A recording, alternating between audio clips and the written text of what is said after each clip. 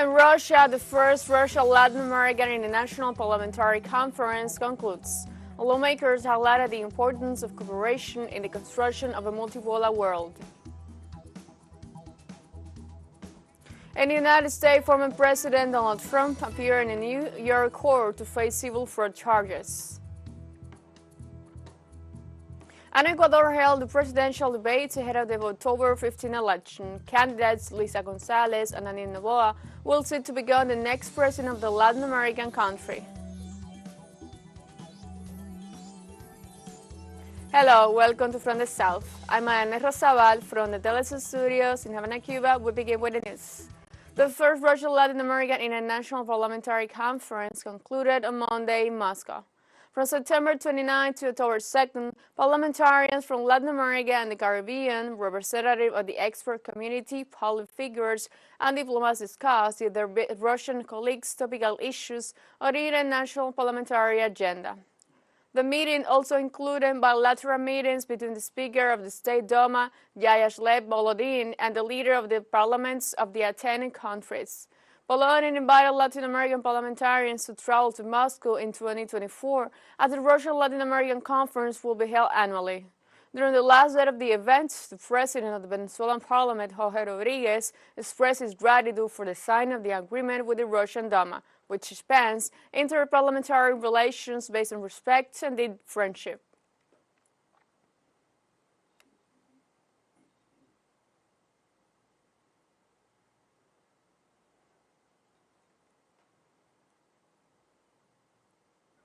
Described the current worldwide dilemma known as Grand Channel.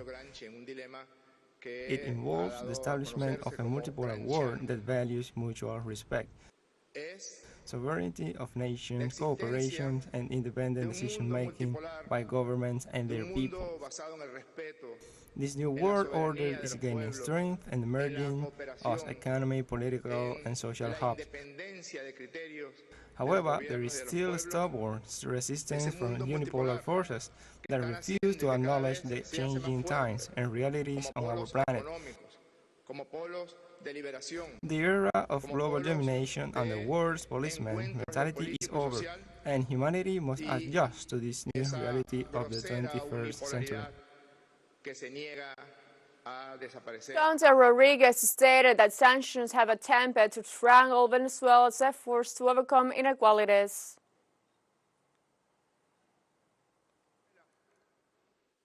Venezuela, that has decided to be free more than 20 years ago, that has decided and undertaken a democratic project of correction of the deep social inequalities that we have lived during the whole 20th century. A democratic project of inclusion, a democratic project that took hundreds of thousands of fellow citizens out of poverty, has been victim of these unilateral coercive measures. More than 900 of these unilateral coercive measures have been imposed on us, all of them directed at the throat of our economy and the welfare state that President Hugo Chavez and President Maduro have defended so strongly for our people. In northern Mexico, church roofs collapsed. In Tamaulipas, so far less 10 people dead and more than 40 injured. The collapse occurred while the Eucharist was being celebrated at the Church of the Holy Cross in the city of Maderas. Church authorities also confirmed when the incident occurred, and 2 to 18 p.m. local time, a baptism was taking place, so it is expected that the death toll could increase. Rescue efforts continue in the area as there could still be survivors in the rubble. The collapse could have been the result of a structural failure. Catholic authorities have asked for full cooperation.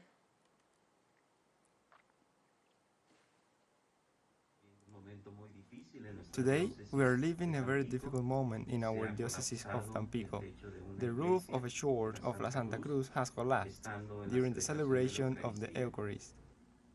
At this moment, they are doing the necessary work to remove the people who are still under the rubble. We thank all the authorities for the support that they are giving us and all the citizens. We are watching and praying for these people. We also want the people who are close to this place to collaborate with what is being requested by the parishes of the communities. We are also attentive to what can be recovered. U.S. State Department spokesman Matthew Miller reported that measures will be taken to restrict visas to congressmen and officials who weaken democracy in Guatemala. Miller stressed that the measure includes current and former members of Congress, judges, and any other person who puts the country institutionally at risk. The action is a response to the steps taken by the parliament over the weekend, when they even seized the voting records with other prosecutors despite the efforts made by the Supreme Electoral Court before the Guatemalan justice system to prevent it.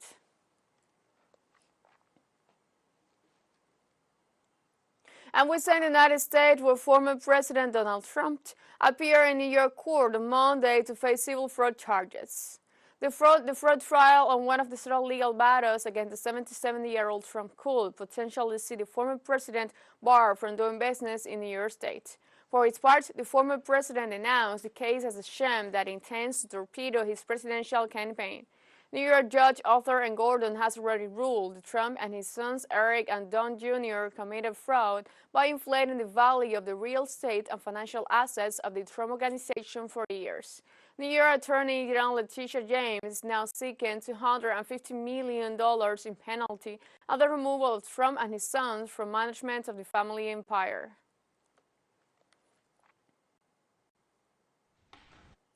Let's take a short break. Remember, you can join us on TikTok at teleSUR English for the fine news in different formats, new dates, and more. All studies coming up. Stay with us.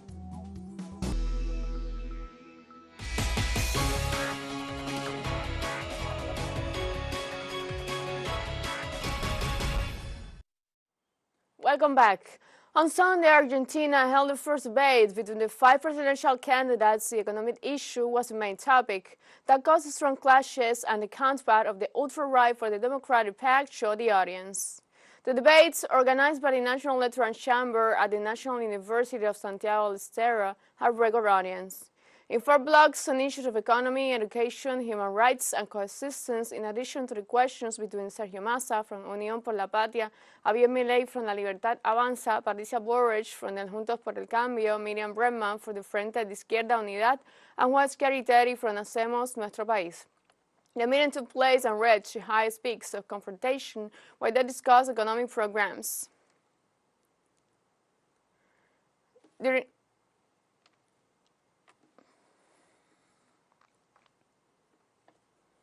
During his speech about economy, Sergio Massa, a candidate of the Union for Homeland, assured that he will strengthen Argentina's export vocation, create a national digital currency, and renegotiate the debt with the International Monetary Fund in order to achieve Argentina's financial sovereignty. In addition, we're going to implement an export development program, which in some way will give a much better value to Argentine labor, not only our energy, our countryside, not only our minerals and our knowledge economy, but also our regional economies and our small and medium enterprises are going to have tax reductions for new export, the same tax reduction that will apply to those who use the Argentine digital currency as a means of exchange. This model is the same model that 100 countries have used, and that together with the rediscussion with the International Monetary Fund of its program will allow us to stop being beggars and become a sovereign country. For her part, left leader Miriam Bregman from the Left Front stated that there is no way out of the Argentine situation if the debt with the International Monetary Fund is disowned. Of child poverty, it was not for confronting the IMF, but for following each and every one of its receipts. When the agreement with the fund was discussed in Congress with Nicolás del Caño and Alejandro Vilca, we warned that it was inflationary, and we were right. Just as now we warn that if we continue along this path of the IMF, the consequences for the working people will be much worse. There is no way out unless this illegal, illegitimate, and fraudulent debt is disowned. And now Milei appears showing his idea something new, but we already know them. They were already applied by Domingo Felipe Cavallo, another great employee of the IMF, and they were a disaster. Contrary to what he says, in order to strengthen the currency, we must nationalize foreign trade and put an end to the revolving doors of dollars, because there are dollars, the real issue are their leaders. Far-right candidate Javier Milei pledged to privatize strategic state-owned companies and close the central bank if elected president. We propose to reform the state, drastically lower public spending, reduce taxes, simplify the tax system, thoroughly deregulate the economy, carry out privatization to get rid of the disastrous state companies, open up the economy and close the central bank. With this set of reforms, Argentina in 50 years could be reaching living standards similar to those of Italy and France. If you give me 20, Germany. And if you give me 35, the United States. In Ecuador, presidential candidates held a debate on Sunday ahead of the ballot scheduled for 15 October. The candidates, Luisa González for the Citizen Revolution Party and Daniel Noboa for the National Alliance for Democratic Action, presented aspects of their government programs and other arguments around four thematic axes: economy, security, social inclusion, and politics. They also exercised the right of reply and counter-reply. Ecuadorians will go to the second round of early presidential and legislative elections on 15 October.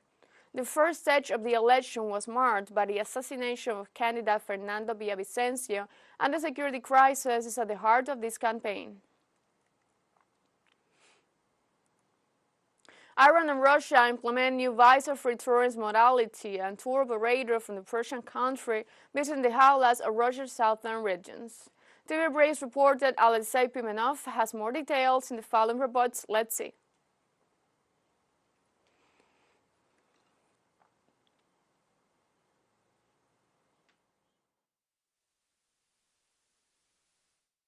Under the new rules, no visas required.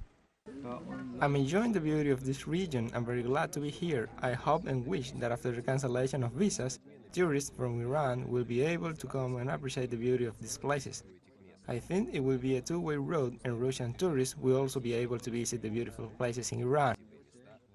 Stavropol territory, Kabardino-Balkar and Chechen republics, Republic of Dagestan. The program for representatives of leading Iranian travel agencies is scheduled for a week. This is not a regular delegation. In fact, a delegation made up of 4 tour operators. The purpose of this trip is to get acquainted and lay out the route that will be used by tourists to stay on the territory of Russia.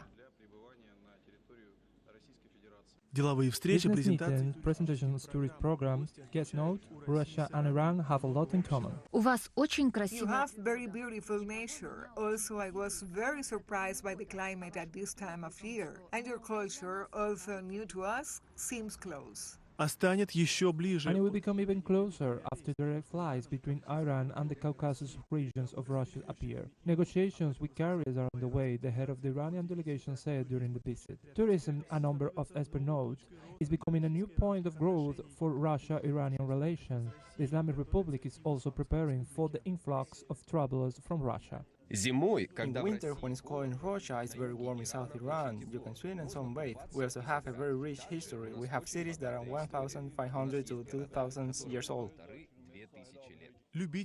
Amateur and professional mountaineering, car tourism, or health improving vías. The market participants spoke of the readiness to cooperate in these and other areas, in particular to provide the necessary number of guides and interpreters. According to the calculations by Russian authorities, about 60,000 Iranian travelers will visit Russia this year. Alexei Pimenov, TV BRICS. We have a second short break coming up, but before we invite you to visit our YouTube channel at teleSUR English, there you'll be able to rewatch our interviews, the stories, special broadcastings, and more.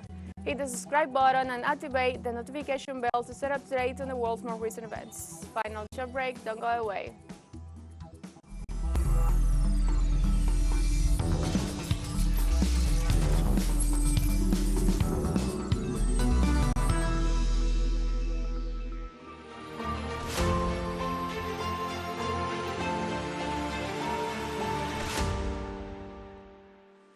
Welcome back.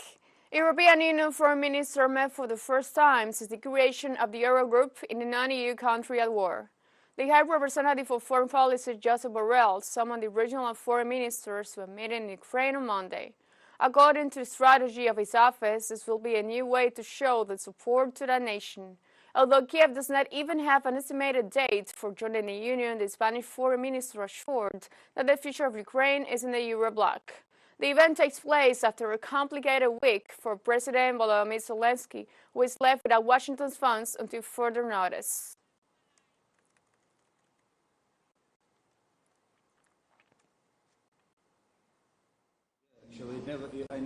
Presidential elections.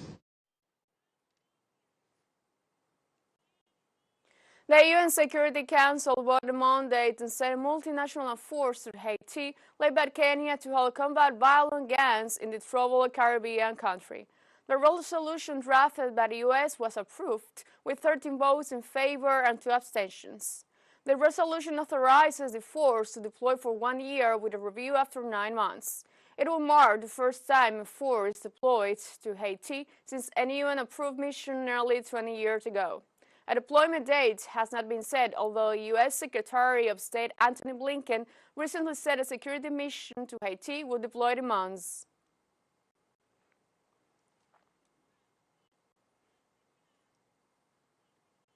The Serbian government rejected the accusation by Kosovo of alleged plans to annex the northern territories of the administrative region. In a statement to the press, Serbian President Aleksandar Vučić referred to the reports coming from Kosovo about a build-up Serbian military forces on the border with this region and pointed out that such claims are false. Vučić pointed out that these allegations are part of a campaign against Serbia.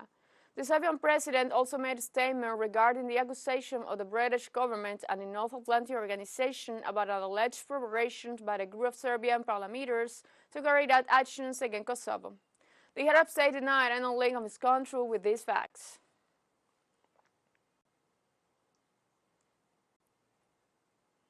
In this context, United Kingdom Defence Minister Grant Shapps announced the deployment of a peacekeeping mission to Kosovo at the request of the North Atlantic Treaty Organization. According to the official, the measure provides for the deployment of around 200 soldiers from the 1st Battalion of the Princess of Wales Royal Regiment, who will join the existing 400 from British contingent. The Turkish Air Force has bombed northern Iraq, claiming to have hit Kurdistan workers' body targets in response to an attack in Ankara on Sunday. The Ministry of Defense confirmed shelling of 20 points between Metina, Hakuk, Kandil, and Ankara. The raid is said to have destroyed Kurdistan Workers' Party or PKK shelters and warehouses after they claimed the attack on the Ministry of Interior and the National Assembly of Turkey. According to the military report, the attack was carried out in the evening hour and is the first in a series of raids under the slogan of not resting until no terrorists left. Ankara classifies the PKK as a terrorist organization. In Nigeria, authorities report the death of at least 30 people after a fuel tanker exploded in the nation's south. The incident occurred on the border of the states of Edo and Delta when several people approached the accident vehicle that exploded at that moment. They reached the people and the vehicles that were stopped due to the accident. Police and several road safety authorities arrived on the scene to assist in alleviating the tragedy. An official agency has offered any information on the causes of the explosion of the truck, which was carrying out 30,000 liters of fuel.